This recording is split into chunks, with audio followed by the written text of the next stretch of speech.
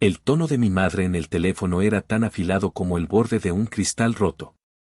Tenía esa cualidad ensayada, una calma forzada que siempre precedía a una tormenta emocional de la que, inevitablemente, yo sería la causa y el centro.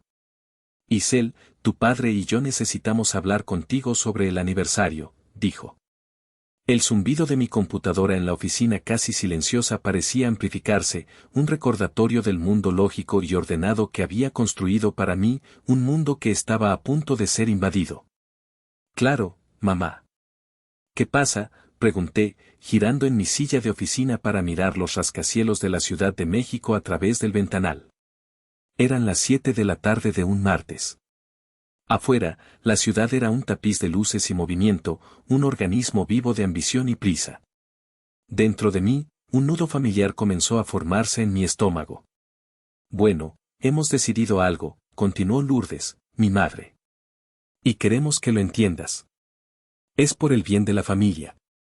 El bien de la familia era una frase que había aprendido a temer. Era el código para el bien de Damián. Mi hermano. Mi sombra. Tragué saliva. ¿Qué decidieron? Hubo una pausa, y en esa pausa pude escuchar el murmullo de la televisión de fondo en su casa, la risa enlatada de alguna comedia. Una vida doméstica tranquila que yo, de muchas maneras, financiaba en secreto. Estás vetada de nuestro aniversario hasta que te disculpes con tu hermano Damián. Las palabras no me golpearon como un puñetazo, sino como un veneno lento y frío. Se deslizaron en mis oídos y se extendieron por mis venas, helando cada parte de mí. Vetada. Prohibida. Excluida. De la celebración de los 40 años de matrimonio de mis propios padres. Una fiesta que, irónicamente, se celebraría en la nueva y exitosa casa de mi hermano. Mi mente corrió a 1000 por hora, tratando de encontrarle sentido a lo ilógico. ¿Disculparme? ¿Disculparme por qué, exactamente? Mi voz sonó más firme de lo que me sentía. Años de negociar contratos multimillonarios me habían enseñado a enmascarar la conmoción. Sabes perfectamente por qué, Isel, replicó Lourdes, su tono ahora teñido de una impaciencia santurrona. Por humillarlo en la cena de la semana pasada. Lo hiciste sentir pequeño. Delante de todos. La cena. El recuerdo era vívido. Un restaurante caro en Polanco, elegido por Damián, por supuesto. Él presumiendo su nuevo reloj, hablando de proyectos creativos que nunca se materializaban. Yo, después de pagar la cuenta de 8,000 pesos sin que nadie se diera cuenta, lo había llevado a un lado, lejos de la mesa. Mi voz había sido un susurro. Damián, ¿no dijiste que estabas corto para pagar la luz este mes? Quizás un reloj de 30,000 pesos no era la mejor idea. No fue un ataque. Fue una pregunta lógica de la persona que, el mes anterior, le había transferido 5,000 pesos para cubrir, precisamente, ese recibo de luz. Su reacción había sido teatral. Una explosión de indignación herida, acusándome de ser una envidiosa amargada que no entendía la presión de mantener una imagen. Se había ido del restaurante, dejando a su novia, Brisa, para que yo la llevara a casa. Mamá, yo no lo humillé. Le hice una pregunta en privado sobre sus finanzas, porque él me pidió ayuda con sus finanzas, argumenté, mi lógica chocando contra el muro de su favoritismo. Exactamente. Lo hiciste sentir como un niño. Él es un hombre, Isel. Un hombre exitoso que está construyendo su propio camino. La ironía era tan espesa que casi me ahogo. El camino de Damián estaba pavimentado con mi dinero. La casa en la que iban a celebrar era la prueba más grande y costosa de ello. Entonces, ¿él se quejó contigo?, pregunté, aunque ya sabía la respuesta. Por supuesto que se quejó. Estaba destrozado. Dijo que no se sentiría cómodo en su propia fiesta, en su propia casa, si tú estabas allí con tu energía negativa. Mi energía negativa. La energía que pagaba las cuentas. Me recargué en mi silla, sintiendo el peso de 32 años de esta dinámica.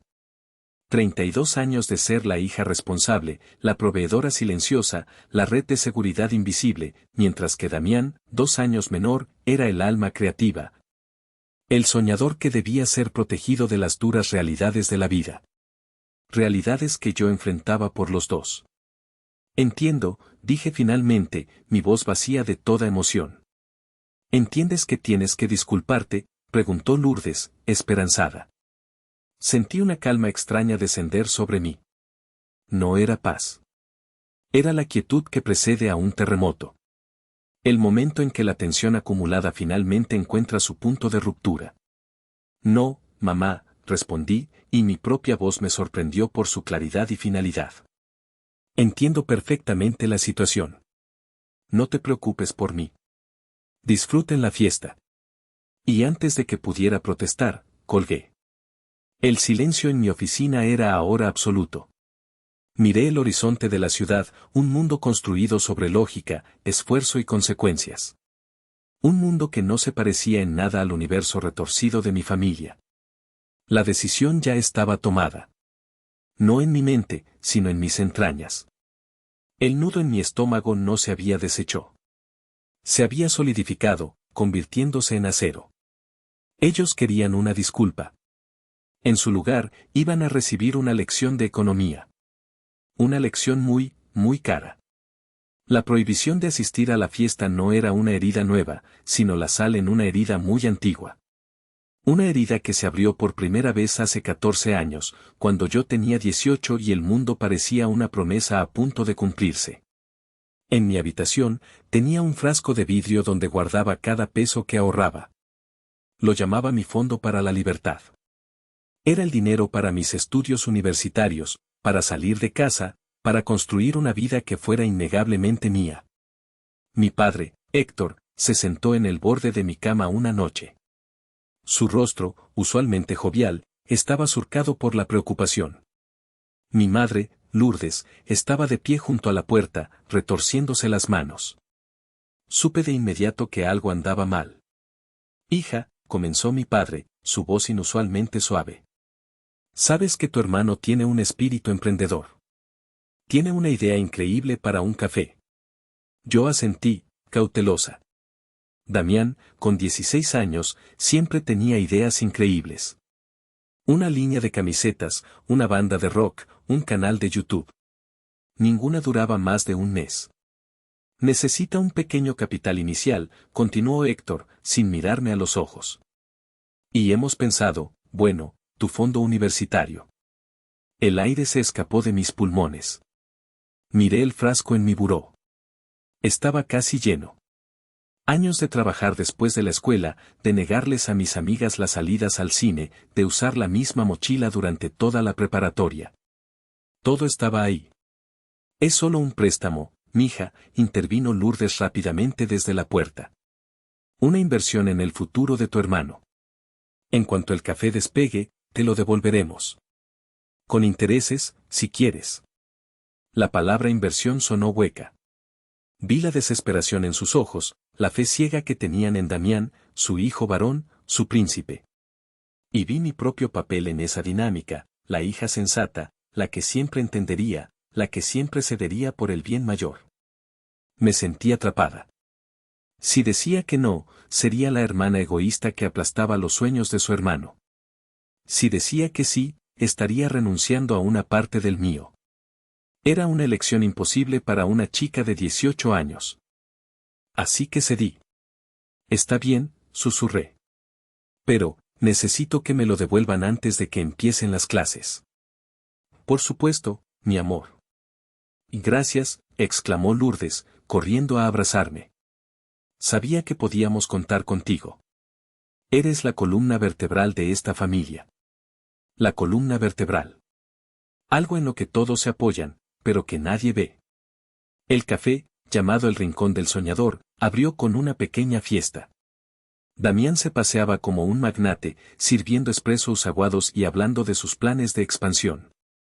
6 meses después, el negocio quebró.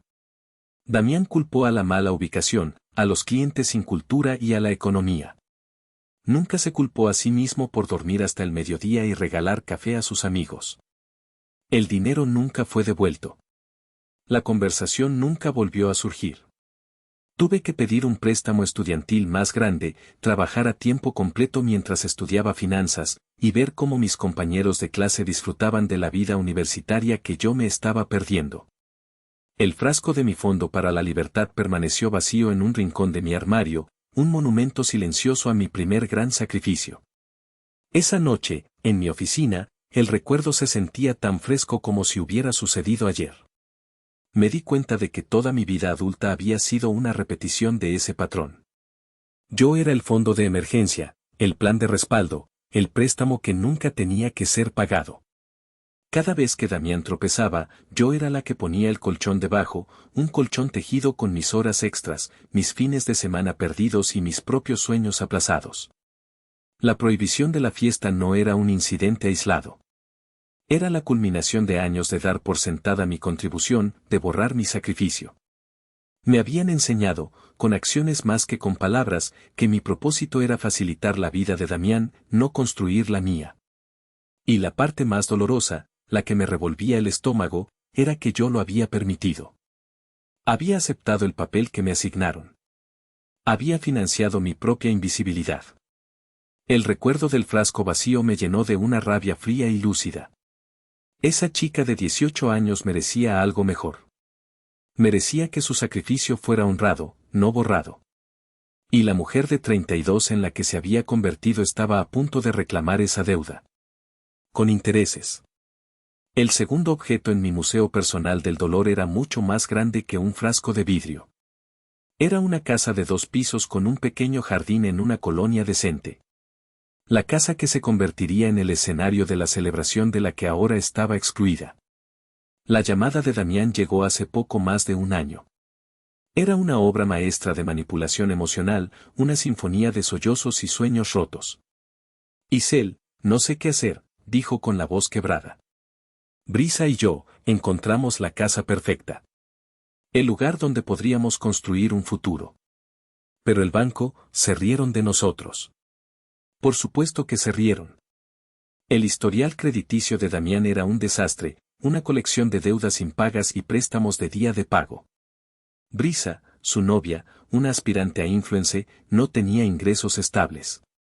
Juntos, su capacidad financiera era prácticamente nula.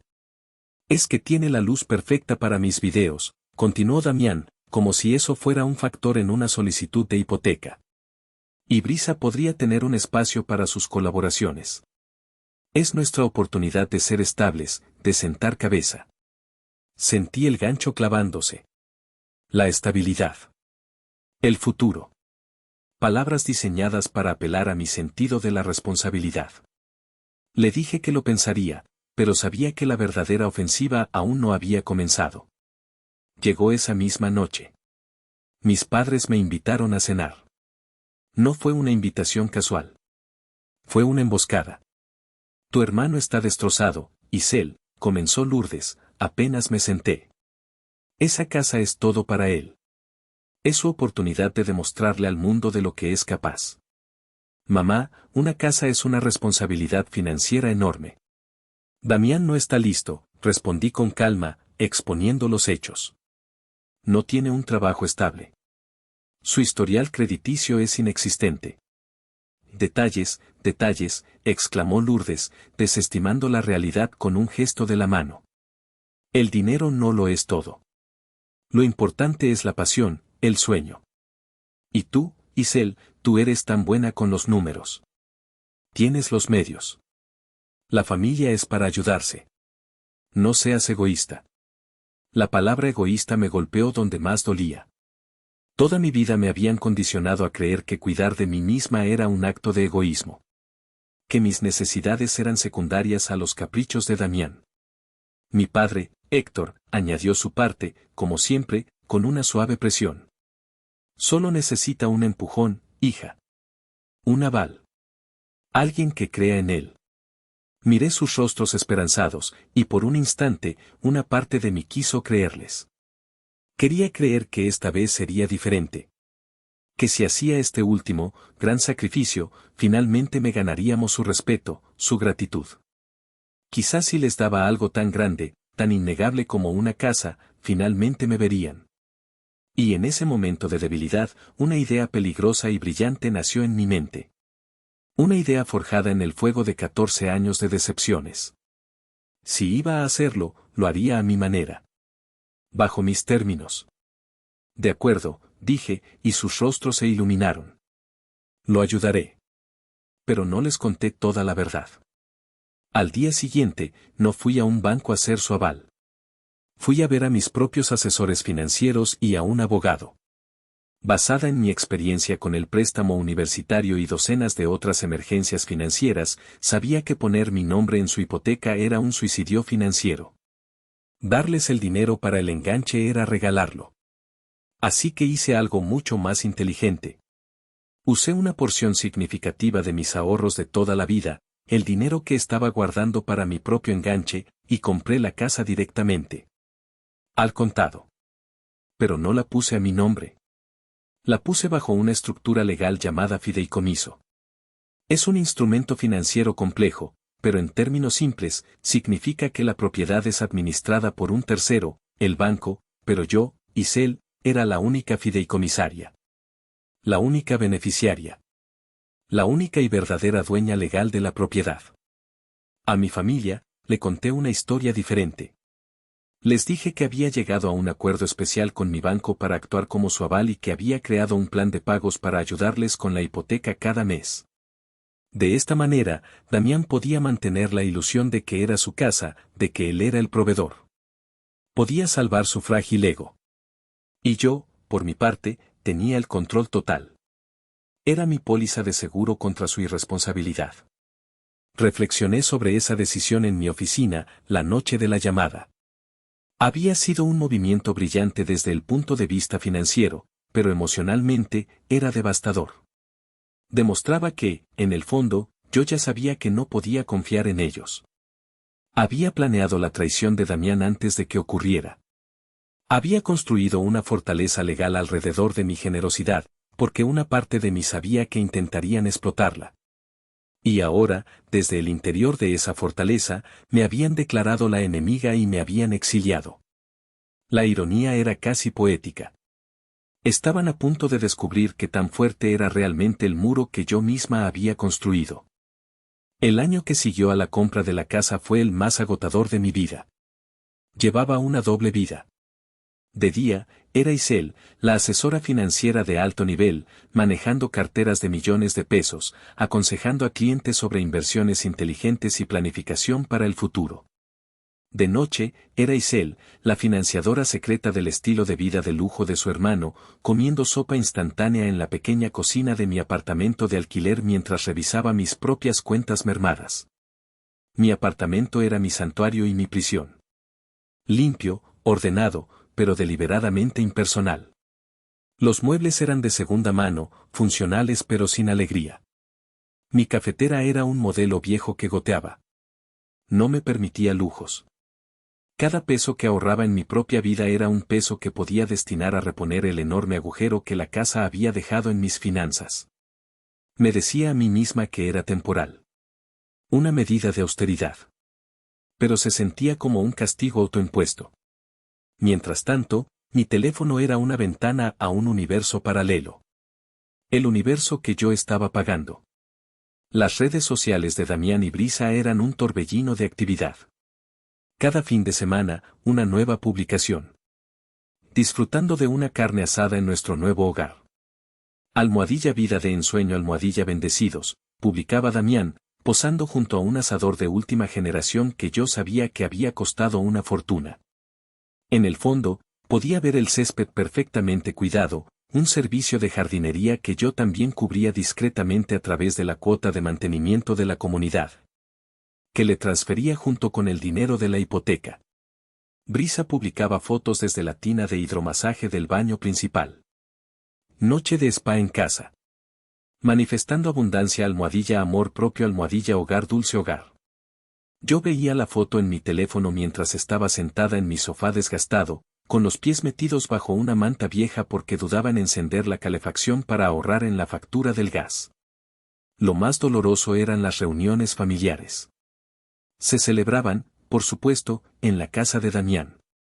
Mientras yo llegaba con una ensalada de pasta casera, mi madre, Lourdes, elogiaba a mi hermano. Y miren qué bien le va a mi Damián. Tan trabajador.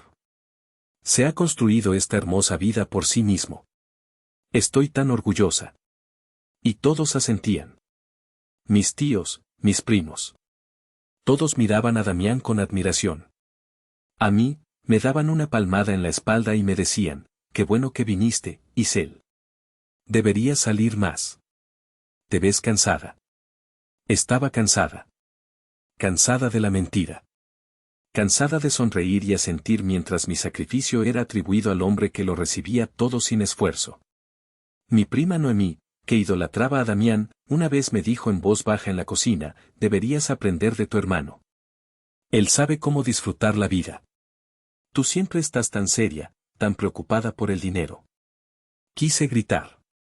Quise tomarla por los hombros y decirle, estoy preocupada por el dinero porque estoy pagando por todo esto. El lujoso papel tapiz, los electrodomésticos de acero inoxidable, el vino caro que estás bebiendo. Todo es gracias a mí. Pero no lo hice. Me tragué la rabia, como siempre. Me recordé a mí misma mi plan, mi fideicomiso, mi red de seguridad. Pensé que el control me daría paz. Pero no era así. El secreto me estaba consumiendo por dentro. Me estaba convirtiendo en un fantasma en mi propia vida familiar, una presencia silenciosa cuya única función era sostener el escenario en el que mi hermano era la estrella. Esa noche, después de la llamada de mi madre, después de ser oficialmente exiliada del paraíso que yo había financiado, me di cuenta de que el control no significaba nada sin respeto. Mi fortaleza legal era inútil si yo seguía permitiendo que me trataran como el felpudo de la entrada. La doble vida había terminado. Era hora de que ambos mundos, el de la asesora financiera competente y el de la hija invisible, colisionaran. Y la explosión sería espectacular. La cena que mi madre citó como la causa de mi crimen había sido, en sí misma, una obra de teatro del absurdo. Damián había elegido el restaurante, uno de esos lugares de moda en la Condesa donde los platos son pequeños, los precios son astronómicos y la clientela parece sacada de una revista. La ocasión era, supuestamente, celebrar un nuevo contrato de patrocinio que Damián había conseguido. Es con una marca de relojes artesanales, anunció a la mesa, que incluía a mis padres, a Brisa y a mí. Ven el potencial en mi marca personal. Autenticidad. Lujo accesible. Luego, con un movimiento dramático, extendió su muñeca para mostrar un reloj que claramente no era de lujo accesible. Era una pieza ostentosa de acero y cristal que debió costar, como mínimo, el equivalente a 2 meses de mi alquiler. Mis padres aplaudieron. Eso es, campeón, dijo mi padre, Héctor, con un orgullo desbordante. Sabía que tu talento daría frutos. Lourdes miraba a su hijo con una devoción casi religiosa. Siempre lo supe. Eres un artista, mi vida. No como otros que solo piensan en hojas de cálculo. La indirecta, como siempre, iba dirigida a mí. Yo sonreí débilmente, un gesto que había perfeccionado a lo largo de los años. Era una sonrisa que decía estoy aquí, pero también no me hagan caso. La conversación giró en torno a los planes de Damián. Un viaje a Tulum para crear contenido. Una nueva cámara para mejorar la calidad de producción. Cada plan, cada sueño, sonaba en mis oídos como el tintineo de una caja registradora. Yo sabía quién terminaría cubriendo los imprevistos de esos viajes y compras. Cuando llegó la cuenta, el mesero la dejó discretamente en el centro de la mesa. Hubo un momento de silencio incómodo. Damián la miró y chasqueó la lengua. Uy. Olvidé mi cartera en el otro saco. ¡Qué tonto! Una excusa tan gastada que era casi un insulto. Mi padre empezó a buscar la suya, pero yo ya había deslizado mi tarjeta de crédito en la carpeta de cuero. Era más fácil, más rápido. Evitaba la discusión. Como siempre. Pagué los 8,240 pesos. Nadie dijo gracias. Se dio por sentado. Más tarde, mientras esperábamos los coches del ballet parking, vi mi oportunidad. Damián estaba solo por un momento. Me acerqué a él, manteniendo mi voz baja y mi lenguaje corporal no amenazante. No quería una confrontación. Quería, tontamente, una pizca de responsabilidad. Oye, comencé suavemente. Felicidades por el reloj. Es llamativo. Él sonrió, engreído. Gracias. Es una inversión, ¿sabes? Tienes que gastar dinero para ganar dinero. Claro, dije, eligiendo mis palabras con cuidado. Solo que, me confundió un poco. La semana pasada me llamaste porque el recibo de la luz estaba por vencerse y no tenías cómo pagarlo. Te transferí el dinero. La sonrisa de Damián se desvaneció, reemplazada por una máscara de ofensa. ¿Y eso qué tiene que ver? Bueno, continué, todavía en un susurro. Es que un reloj de 30,000 pesos, y un recibo de luz de 5,000. La matemática no me cuadra. Solo me preocupo por ti, por tus finanzas. Sus ojos se entrecerraron. No necesito que te preocupes por mis finanzas. Necesito que me apoyes. Siempre haces esto, Isel. Siempre intentas hacerme sentir mal por cualquier cosa buena que me pasa. No estoy tratando de hacerte sentir mal, susurré con más intensidad. Estoy tratando de entender. ¿Cómo funciona?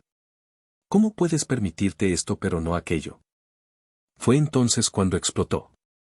No físicamente, sino emocionalmente. Su rostro se contorsionó en una mueca de víctima. No puedo creerlo. Eres una envidiosa amargada. No soportas que por una vez en la vida yo sea el que tiene éxito. Y siempre tienes que encontrar la forma de arruinarlo todo. Su voz se elevó, atrayendo la atención de mis padres y de Brisa, que se acercaban. Las lágrimas brotaron de sus ojos, lágrimas de cocodrilo que había perfeccionado desde la infancia. ¿Qué pasa? ¿Qué le hiciste?, preguntó mi madre, corriendo hacia él y rodeándolo con sus brazos como si yo lo hubiera apuñalado. Me atacó. Y me humilló por mi reloj, sollozó Damián en el hombro de mi madre. Me quedé allí, congelada, mientras la escena se desarrollaba. Mi padre me miraba con decepción. Brisa me lanzaba una mirada de desprecio. Y mi madre me fulminaba con la suya. No puedo creerlo, Isel, siseó Lourdes. Después de todo lo que tu hermano hace. Eres increíble. Se fueron en su coche, consolando al hombre exitoso que lloraba por haber sido cuestionado sobre su reloj nuevo. Yo me quedé sola en la acera, con el recibo de la tarjeta de crédito ardiendo en mi bolso. Esa había sido la humillación. Mi intento fallido de introducir una dosis de realidad en su mundo de fantasía. Y mi castigo era el exilio. La ironía era que, al prohibirme la entrada, me estaban dando exactamente lo que necesitaba, la distancia para ver el panorama completo. Y la motivación para quemar el escenario. Después de colgarle a mi madre, el silencio en mi oficina se sentía pesado, como el aire antes de una tormenta. Me quedé inmóvil en mi silla durante lo que parecieron horas, mirando las luces de la ciudad sin verlas realmente. Las palabras de mi madre rebotaban en mi cráneo. Estás vetada, hasta que te disculpes. Disculparme. La palabra tenía un sabor amargo en mi boca. Disculparme por preguntar. Disculparme por preocuparme. Disculparme por ser la única persona en su órbita que se atrevía a sugerir que las acciones tienen consecuencias. Disculparme por existir fuera del club de fans de Damián. Durante años, había vivido bajo un contrato no escrito, un acuerdo tácito en el que yo proveía estabilidad y ellos me daban, ¿qué? ¿Una ilusión de pertenencia? ¿Un asiento en la mesa familiar siempre y cuando no hiciera olas? Había pagado un precio muy alto por un producto muy defectuoso. Me levanté y caminé hacia el ventanal. Apoyé la frente en el cristal frío. Abajo, los coches se movían en ríos de luz blanca y roja, cada uno con un destino, cada conductor el protagonista de su propia historia. Y por primera vez en mucho tiempo, me pregunté cuál era mi destino, a dónde iba yo realmente. Mi vida se había convertido en una cinta de correr. Corría y corría, sudando, esforzándome, pero sin avanzar ni un centímetro en mis propias metas. Todo mi esfuerzo, Toda mi energía se estaba utilizando para impulsar la vida de otra persona. Una persona que, en lugar de agradecérmelo, me despreciaba por ello. Fue entonces cuando ocurrió. No fue un momento de rabia explosiva, sino de una claridad escalofriante y absoluta. Fue como si un velo se hubiera levantado de mis ojos.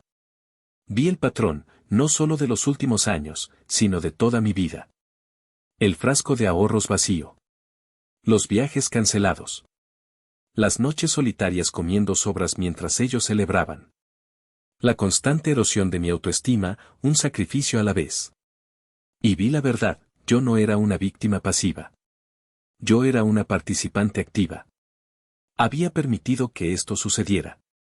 Cada vez que decía sí cuando quería decir no, cada vez que me tragaba mi frustración para mantener la paz, cada vez que pagaba una cuenta para evitar una escena, estaba enseñándoles cómo tratarme. Les había entregado el manual de instrucciones de mi propia sumisión. La pena que sentí no fue por ellos. Fue por mí. Por la joven Isel que soñaba con la libertad y que en su lugar se había convertido en una carcelera autoimpuesta. Una oleada de algo nuevo me recorrió. No era rabia. Era poder. El poder que proviene de la aceptación radical de la verdad. Acepté que mi familia, tal como la conocía, era una estructura tóxica construida sobre mi sacrificio. Acepté que el amor y el respeto que yo anhelaba de ellos nunca llegarían, porque no se puede respetar a alguien a quien no se ve como un igual. Y lo más importante, acepté que la única persona que podía cambiar esta dinámica era yo. Me alejé de la ventana y volví a mi escritorio. Mi corazón ya no latía con ansiedad, sino con un propósito firme y constante. Abrí mi computadora portátil. Ya no pensaba en enseñarles una lección. Eso era pensar en ellos. Ahora, se trataba de mí. Se trataba de reclamar mi vida, mi dinero, mi futuro. Se trataba de una demolición controlada. La prohibición de la fiesta no era un castigo. Era una liberación. Me habían cerrado la puerta, sin saber que al hacerlo, me habían entregado la llave de mi propia jaula. Y yo estaba a punto de usarla. El despertar había terminado. La acción estaba por comenzar. Antes de mover un solo dedo en el tablero de ajedrez financiero que estaba a punto de volcar, necesitaba un aliado. O, al menos, un testigo. Alguien en mi familia que viviera en el mismo plano de la realidad que yo. Solo había una persona en esa lista, mi tío Eladio.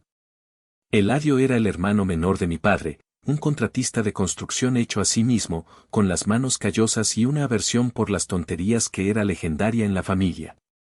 Siempre había sido amable conmigo, pero desde una distancia respetuosa. Era el tipo de hombre que observaba mucho y hablaba poco, pero cuando hablaba, sus palabras tenían el peso del hormigón. Marqué su número. Contestó al segundo tono. ¿Isel? ¡Qué milagro! ¿Todo bien, mija? Su voz era grave y tranquilizadora. Hola, tío. Sí, todo bien. Bueno, en realidad no. ¿Tienes un minuto? Para ti, los que necesites, dijo, y escuché cómo le decía a alguien al fondo que bajara el volumen de la tele. A ver, suéltalo. Y lo solté. Todo. Empecé con la llamada de mi madre, la prohibición de la fiesta de aniversario. Luego, retrocedí. Le conté la historia de la casa, los pagos mensuales, el estilo de vida de Damián en redes sociales. Y finalmente, le revelé mi carta del triunfo, el fideicomiso. Le expliqué que yo era la única y verdadera dueña de la casa. Durante mi relato, el tío Eladio no dijo nada. Solo escuché su respiración constante al otro lado de la línea, un ancla en mi tormenta. Cuando terminé, el silencio se prolongó por un momento. Hija de la, comenzó, y luego se detuvo. Perdón. Es que, no me sorprende, pero al mismo tiempo, la escala de todo esto. Compraste la casa entera. No era una pregunta, era una declaración de asombro. Tenía que protegerme, tío, dije en voz baja. Ya me habían quemado antes. Hiciste bien, dijo con una firmeza que me hizo sentir validada por primera vez en años. Hiciste muy bien. Mija, siempre supe que eras la más inteligente de todos nosotros. Y la más fuerte. Ya era hora de que te dieras cuenta tú también. Sentí que se me formaba un nudo en la garganta, pero esta vez era de gratitud. Gracias, tío. Necesitaba escuchar eso. No hay de qué, dijo. Pero ahora que estamos en esto, hay algo que necesitas saber. Algo que te ayudará a entender por qué son como son. ¿Por qué protegen tanto a tu hermano? Me senté más derecha en mi silla. ¿Qué cosa? Hubo otra pausa. Esto es algo que tu padre me hizo jurar que nunca te diría. Pero al diablo con eso. Las promesas tienen fecha de caducidad cuando se trata de una injusticia como esta. Esperé, conteniendo la respiración. ¿Recuerdas el dinero de tu universidad?, preguntó. El del famoso café de tu hermano. Claro que lo recuerdo. Fue el primer ladrillo en el muro de mi resentimiento, respondí con amargura. Bueno, te mintieron. No fue para ningún café. El café fue la tapadera, una historia que inventaron para justificar el dinero que faltaba. Sentí un escalofrío. ¿Entonces para qué fue? La voz del tío Eladio bajó, volviéndose más grave. Tu hermano, a los 16 años, se metió en problemas. Problemas serios. Se involucró con la gente equivocada, empezó a apostar. Acumuló una deuda de juego enorme. Unos tipos muy peligrosos vinieron a buscar a tu padre.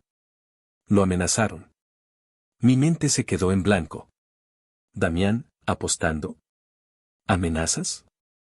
No cuadraba con la imagen del alma creativa que mis padres habían pintado. Tu padre entró en pánico, continuó Eladio.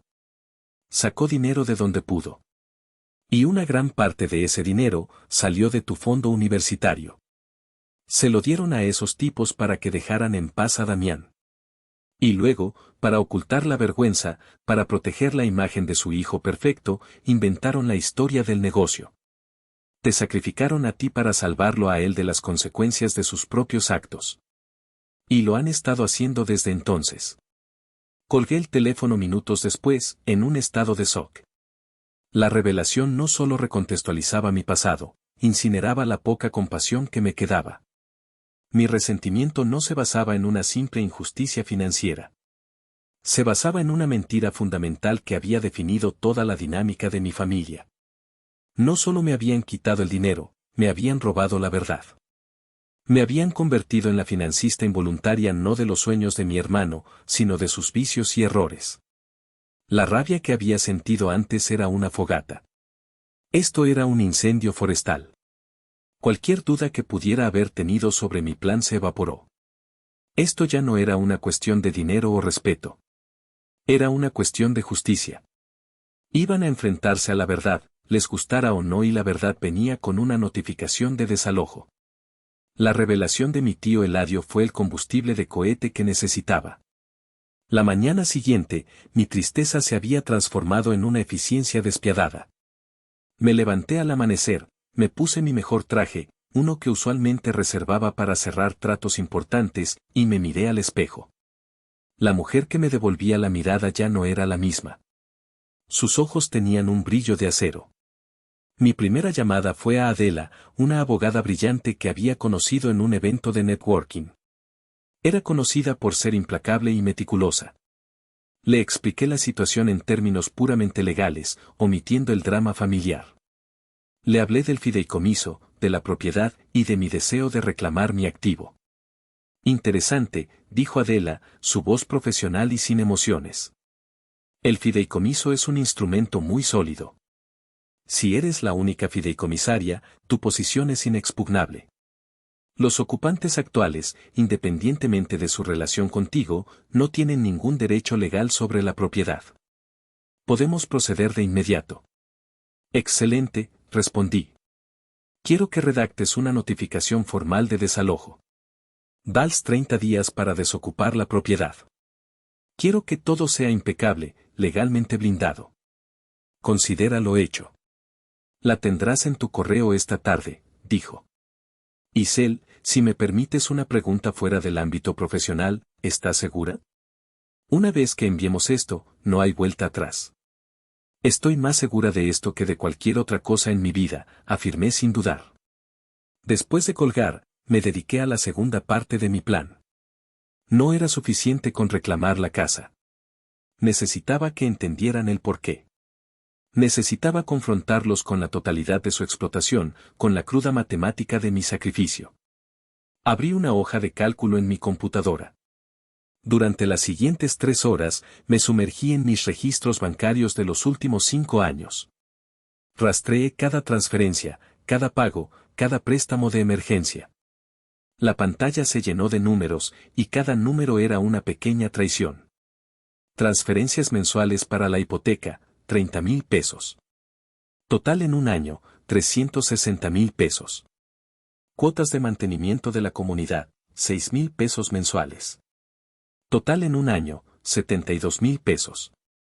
Emergencias varias, el pago de la luz, 5,000, la reparación del coche que resultó ser para llantas nuevas, 15,000, el viaje de negocios a Cancún, 25,000. La lista era interminable. Y luego, la cifra principal, el costo de la casa, 2 millones de pesos, pagados de mi cuenta de inversión. Cuando terminé, la suma total me dejó sin aliento, a pesar de que yo era la que había hecho los cálculos.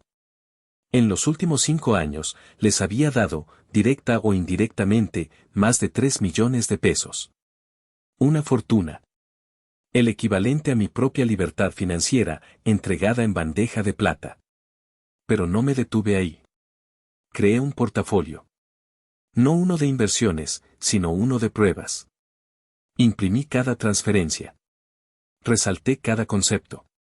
Redacté un resumen ejecutivo, como si fuera un informe para un cliente. En la portada, con una fuente limpia y profesional, escribí el título. Proyecto Damián, análisis de inversión y solicitud de liquidación final. Incluye una sección final titulada Deuda histórica, donde, con una calma aterradora, detallé la cantidad original de mi fondo universitario, ajustada a la inflación durante 14 años. Era mi forma de decirles, lo sé todo. Esa tarde, recibí el documento de Adela. Lo imprimí en papel de alta calidad. Lo añadí a mi portafolio. El paquete estaba completo. Era pesado en mis manos, no solo por el papel, sino por el peso de los años de silencio que contenía. No era un acto de venganza. Era un acto de contabilidad. La auditoría final de una empresa familiar fallida en la que yo era la única inversora y también la mayor pérdida. Y estaba a punto de cerrar los libros. Para siempre. Si esta historia está resonando contigo, si alguna vez te has sentido invisible en tu propia familia, por favor, dale un me gusta a este video y considera suscribirte al canal. Y déjame un comentario abajo diciéndome desde qué ciudad me estás viendo. Cada comentario ayuda a que esta historia llegue a más personas que necesitan escucharla. Muchas gracias por tu apoyo. Ahora, continuemos. El sábado de la fiesta de aniversario llegó con un sol radiante, una burla cruel a la tormenta que se gestaba en mi interior. Mi teléfono, que había estado inquietantemente silencioso por parte de mi familia directa, comenzó a vibrar temprano con mensajes de tíos y primos lejanos.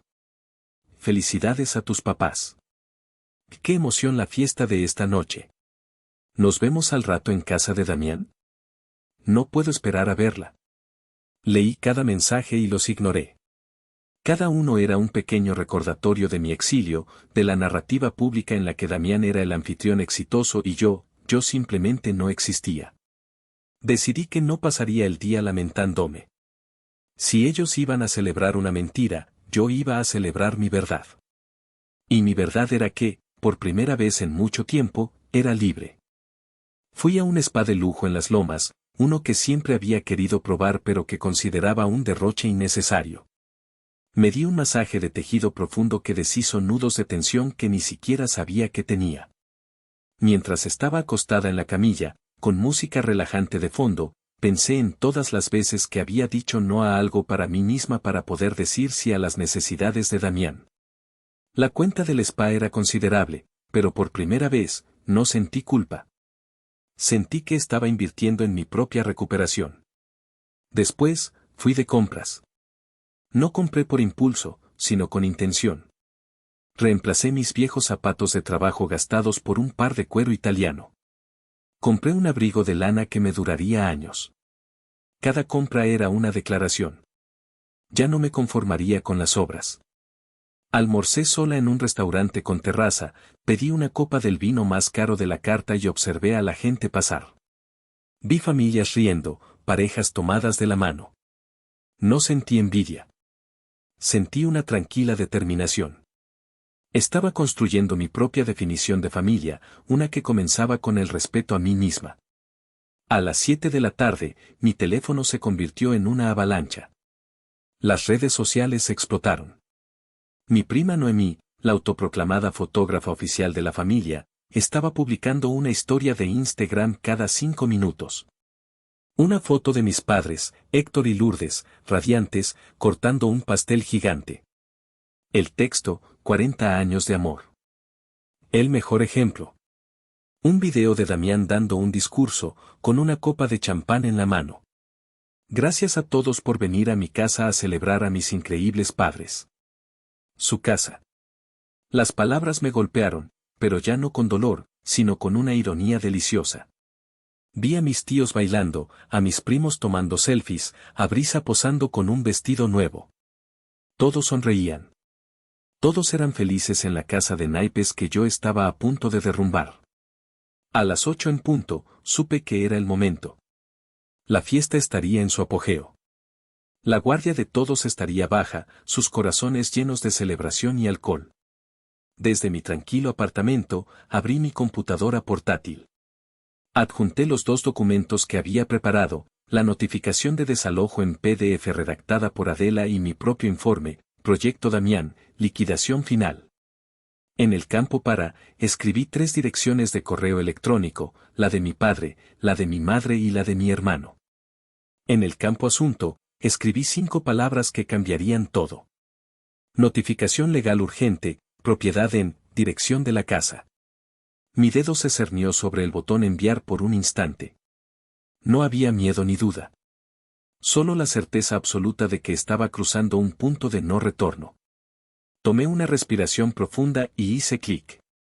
El correo electrónico se fue. Un misil digital lanzado desde el silencio de mi apartamento hacia el corazón de su celebración. Cerré la computadora. El silencio mortal era ahora mío. Y esperé. La espera no fue larga.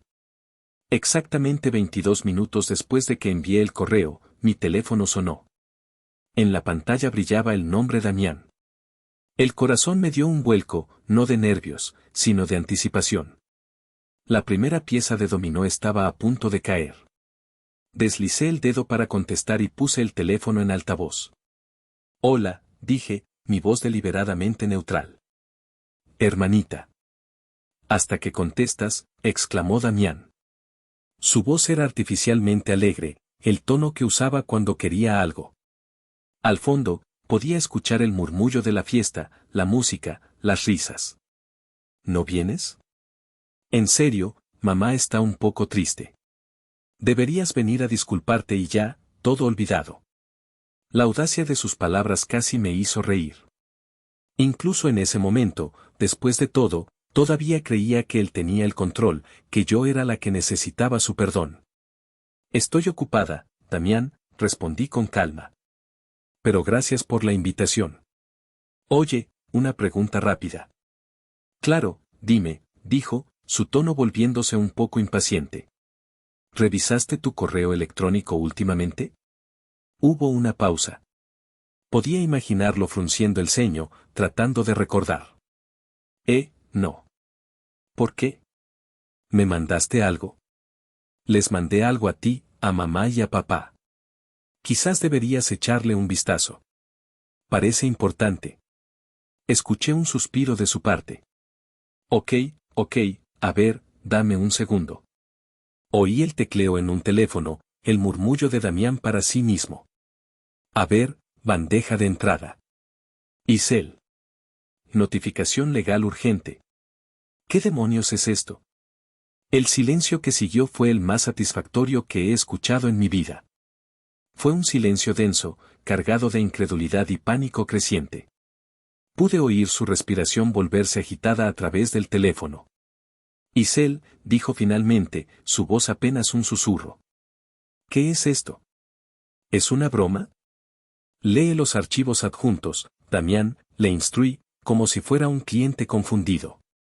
Son bastante autoexplicativos. Escuché un clic, y luego un grito ahogado. No fue un grito fuerte, sino un sonido gutural, el sonido de alguien a quien le han quitado el aire de los pulmones. No, no puede ser, tartamudeó. Fideicomiso. Fideicomisaria única. ¿Qué significa esto? Significa que la casa es mía, Damián, dije, y cada palabra era clara y afilada como un diamante. Tú has estado viviendo en mi propiedad, sin pagar alquiler, durante más de un año. Escuché un ruido sordo, como si se le hubiera caído el teléfono, y luego la voz de mi madre al fondo, alarmada. ¿Qué pasa, mi amor? ¿Estás pálido? Oí a Damián balbucear, tratando de explicar. Luego, la voz de mi madre, más cerca del teléfono, llena de una furia incrédula. ¿Isel? ¿Qué le hiciste a tu hermano? ¿Qué es esta estupidez? Hola, mamá, dije con la misma calma gélida. Te sugiero que leas el correo electrónico tú también. Especialmente el segundo archivo adjunto. Lo titulé, Proyecto Damián. Creo que te resultará educativo. Esto es ridículo. Nos estás amenazando, gritó Lourdes. No es una amenaza, es una notificación legal. Tienen 30 días para desocupar mi propiedad, expliqué pacientemente. La fiesta de aniversario de la que fui vetada se está llevando a cabo en mi casa. Así que te pido, por favor, que te asegures de que tus invitados no derramen nada en mi alfombra. Ahora, si me disculpan, tengo una noche que disfrutar. Y con eso, colgué. Me serví una copa de vino, el mismo vino caro que había probado en el almuerzo. Me senté en mi sofá desgastado. El silencio en mi apartamento ya no se sentía solitario. Se sentía como el poder. Podía imaginar el caos al otro lado de la ciudad. La música deteniéndose. Las sonrisas congelándose. La hermosa fachada de su vida perfecta derrumbándose en tiempo real. Y por primera vez, no sentí ni una pizca de la responsabilidad de arreglarlo. El caos no tardó en llegar a mi puerta. Menos de una hora después, el intercomunicador de mi edificio sonó con una insistencia violenta. Sabía quiénes eran. Habían abandonado su propia fiesta, a sus propios invitados, para venir a enfrentarme. Presioné el botón para abrir la puerta principal del edificio. Que subieran. Quería que esta confrontación ocurriera en mi territorio, en mi espacio, bajo mis reglas. Unos minutos después, los golpes en mi puerta comenzaron. No eran los golpes educados de un visitante. Eran los puñetazos frenéticos de gente que había perdido el control. Isel.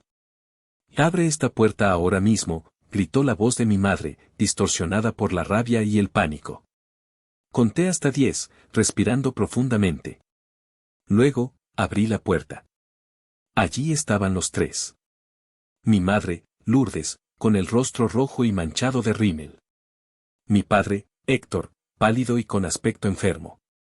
Y Damián, que parecía un niño a punto de llorar, escondido detrás de sus padres.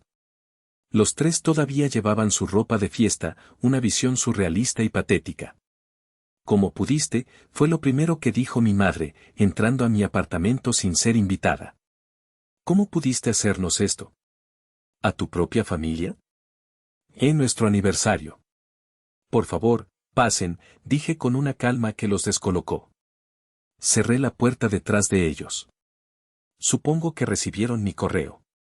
Mi apartamento, usualmente un remanso de paz, de repente se sintió pequeño e invadido. Sobre la mesa de centro, cuidadosamente colocado, estaba mi portafolio impreso, Proyecto Damián. Esto es una locura, exclamó Damián, finalmente encontrando su voz. Estás tratando de destruir mi vida. Brisa está en shock. Todos los invitados se fueron. Tu vida no es mía para destruirla, Damián. Solo estoy reclamando lo que es mío, respondí, señalando el portafolio.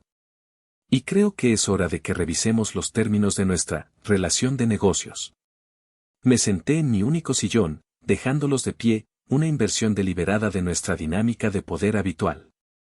No entiendo nada de esto del fideicomiso, dijo mi padre, su voz temblorosa. Tú dijiste que solo eras la aval. Mentí, admití sin rodeos. Mentí porque sabía que si les daba el control, pasaría exactamente lo que pasó. Sabía que abusarían de mi generosidad. El fideicomiso fue mi póliza de seguro. Y resulta que la necesitaba. Lourdes se acercó a la mesa y tomó el portafolio con manos temblorosas. Lo abrió. Sus ojos se abrieron con horror mientras pasaba las páginas, viendo las impresiones de las transferencias bancarias, los pagos de servicios, las emergencias. ¿Tanto dinero?, susurró, incrédula. Sí, dije. Tanto dinero. Dinero que gané trabajando 12 horas al día.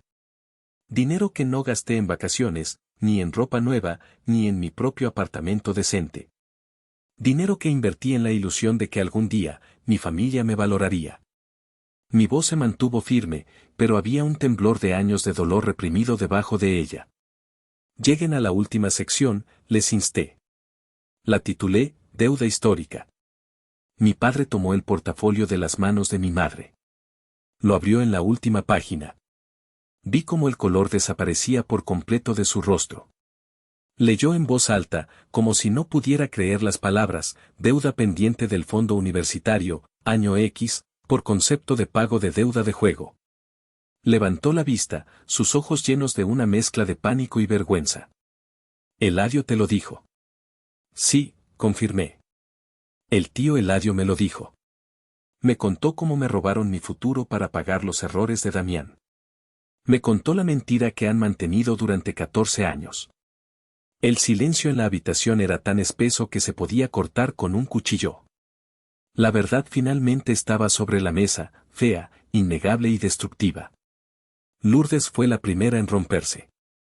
Cayó de rodillas, sollozando.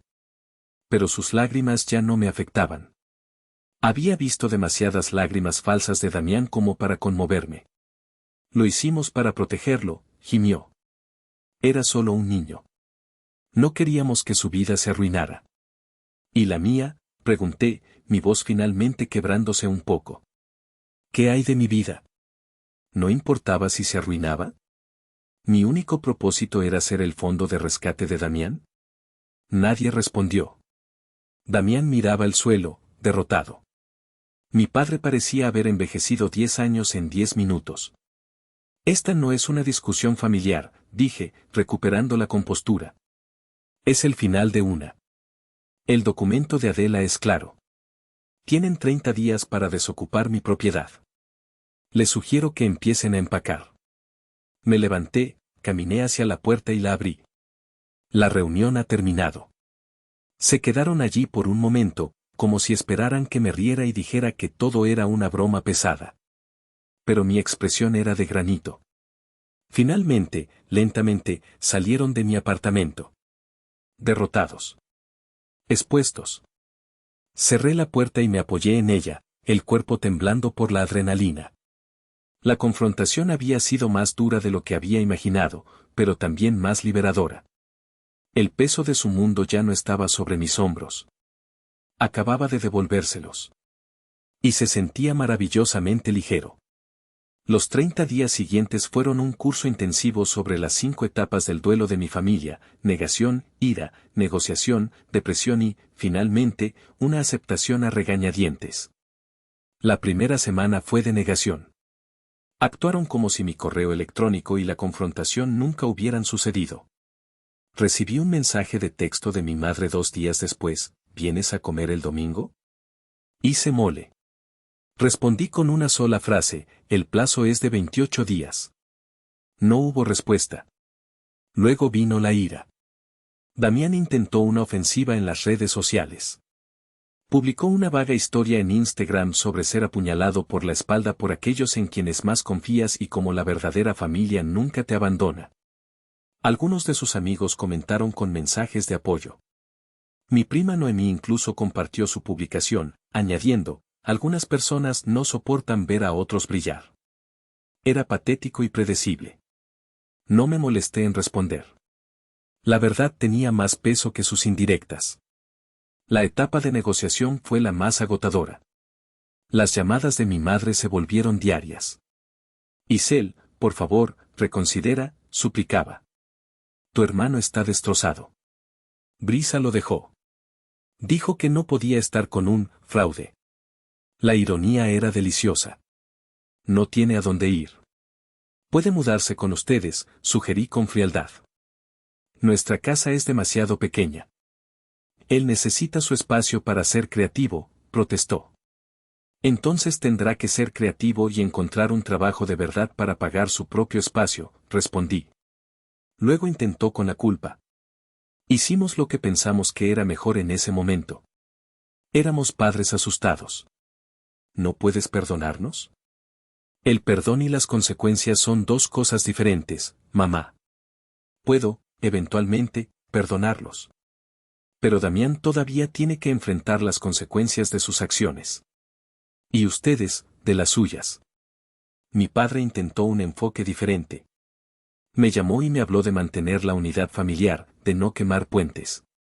Papá, ustedes no construyeron puentes conmigo. Construyeron una tubería directa desde mi cuenta bancaria hasta los bolsillos de Damián. Estoy cerrando la válvula. Eso es todo. La fase de depresión llegó en la última semana. Las llamadas se volvieron más desesperadas. Damián me llamó una vez, llorando. Fue la única vez que hablé directamente con él. Me arruinaste la vida, Isel, sollozó. Lo tenía todo. Y me lo quitaste.